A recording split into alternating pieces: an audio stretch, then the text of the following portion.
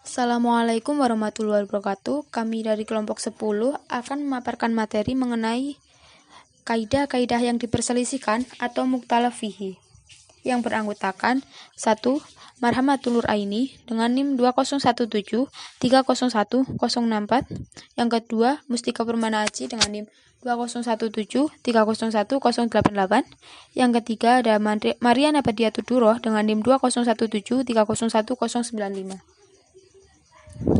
Seperti yang telah dikemukakan oleh para pendahulu, kaidah-kaidah fikih itu memiliki ruang lingkup dan cakupan yang berbeda. Dari ruang lingkup yang paling luas dan cakupannya paling banyak, sampai dengan kaidah fikih yang ruang lingkupnya sempit dan cakupannya sedikit. Dalam makalah ini, kami akan memaparkan kaidah yang diperselisihkan oleh para ulama.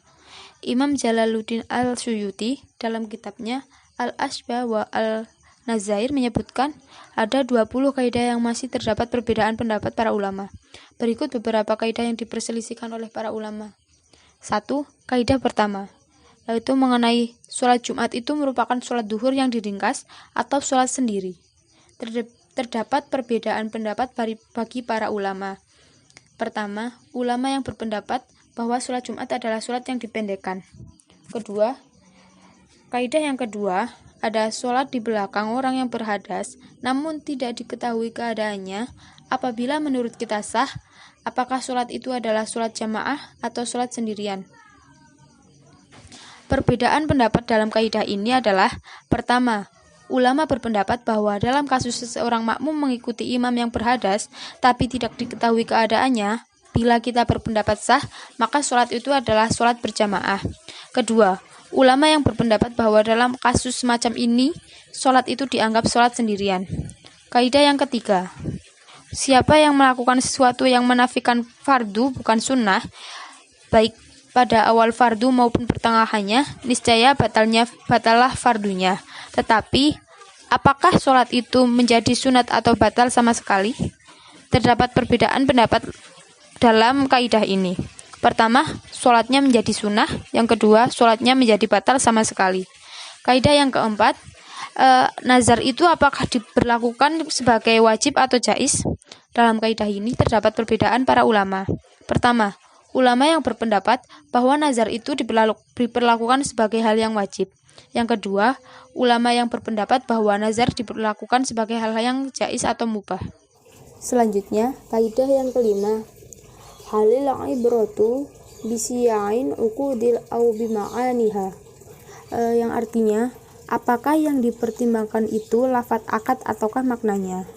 Terdapat dua pendapat, yaitu qaul yang pertama, bahwa yang dihitung sighotnya saja bukan maknanya, sedangkan yang kedua, bahwa yang dihitung adalah maknanya. Kaidah yang keenam, al-ainu musta'aratul lirrohni halil mughallabu fiha janibud domani au janibu ariyah. Barang yang dipinjam untuk digadai, apakah pantas sebagai jaminan ataukah sebagai pinjaman? Terdapat perbedaan pendapat dalam kaidah ini, yaitu yang pertama, bahwa barang yang dipinjam untuk digadaikan itu dimenangkan doman, sedangkan pendapat yang kedua, barang yang dipinjamkan untuk digadai itu dimenangkan oleh ariyah.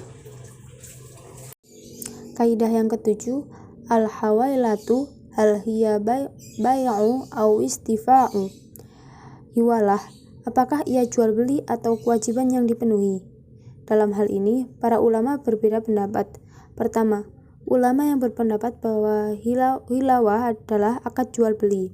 Yang kedua, ulama yang berpendapat bahwa akad hiwalah itu dianggap sebagai pembayaran saja. Kaidah yang kedelapan, al-ira'u hiya isqatu au tamliku. Pembebasan utang, apakah sebagai pengguguran utang atau merupakan pemberian untuk dimiliki? Dalam hal ini, para ulama berbeda pendapat. Pertama, ulama yang berpendapat bahwa pembebasan utang tersebut adalah pengguguran utang. Kedua, ulama yang berpendapat bahwa pembebasan utang itu adalah kepemilikan saja. Kemudian kaidah yang kesembilan, al-iqalatu hal hiya fashu au bai'u. Al-iqalah, pencabutan jual beli terhadap orang yang menyesal. Itu apakah fasak atau pembatalan jual beli ataukah bai', yaitu jual beli kembali. Terdapat dua pendapat dalam hal ini, yaitu yang pertama mengatakan bahwa itu fasah, sedangkan kedua mengatakan bahwa itu baik. Kemudian kaidah yang ke-10, as-sodaqu muayyanu fi yadi zauji qabla qabdi madmunun domana adi au domana yadi. Mas kawin yang sudah ditentukan dan masih dalam genggaman suami yang belum diterima oleh istri, hal itu merupakan barang yang dijamin dengan doman akad atau dengan doman yad. Dalam hal ini, para ulama yang berpendapat bahwasanya masalah mas kawin yang sudah ditentukan tapi masih dalam genggaman suami ditanggung dengan doman akad. Konsekuensinya, mas kawin itu apabila dianggap sebagai barang yang ditanggung akad, maka tidak sah untuk dijual sebelum diterima. Kedua ulama yang berpendapat bahwa masalah ini adalah ditanggung dengan daman yad. Konsekuensinya, mas kawin itu apabila dianggap sebagai barang yang dianggap daman yad, maka boleh dijual walaupun masih berada di tangan suami. Kemudian kaidah yang ke-11 menjelaskan apakah talak raji itu apakah memutuskan nikah atau tidak. Dalam hal ini terdapat dua pendapat. Pertama, ulama yang berpendapat talak raji dapat memutuskan nikah. Kedua, ulama yang berpendapat bahwa talak raji tidak memutuskan nikah. Kemudian kaidah ke-12, yaitu zihar itu apakah dimenangkan serupa dengan talak ataukah serupa dengan sumpah. Terdapat dua pendapat dalam hal ini. Pertama, ulama yang menyerupakan zihar dengan talak. Yang kedua, ulama yang menyerupakan zihar dengan sumpah. Kaidah ke-13, fardu kifayah atau yang sedang dikerjakan apakah menjadi fardu ain atau tidak. Terdapat dua pendapat dalam hal ini. Pertama, ulama yang berpendapat tetap menjadi fardu kifayah. Yang kedua, ulama yang menganggap fardu ain. Yang ke-14 yaitu sesuatu yang telah hilang kemudian kembali lagi, apakah seperti yang tidak hilang ataukah bagaikan yang sesuatu yang tidak kembali atau sama dengan sesuatu yang baru. Dalam hal ini terdapat dua pendapat dalam hal ini. Yang pertama, ulama menganggapnya sebagai sesuatu yang tidak hilang. Yang kedua, ulama yang berpendapat sebagai sesuatu yang baru. Kaidah yang ke-15 yaitu kaidah apakah yang dipertimbangkan itu menurut keadaan atau menurut benda. Dalam hal ini terdapat dua pendapat. Yang pertama, ulama yang mengatakan bahwa yang dipertimbangkan adalah keadaan. Yang kedua, ulama yang mengatakan bahwa yang dipertimbangkan adalah benda. Kaidah yang ke-16, apabila yang khusus telah batal, apakah yang umum masih tetap?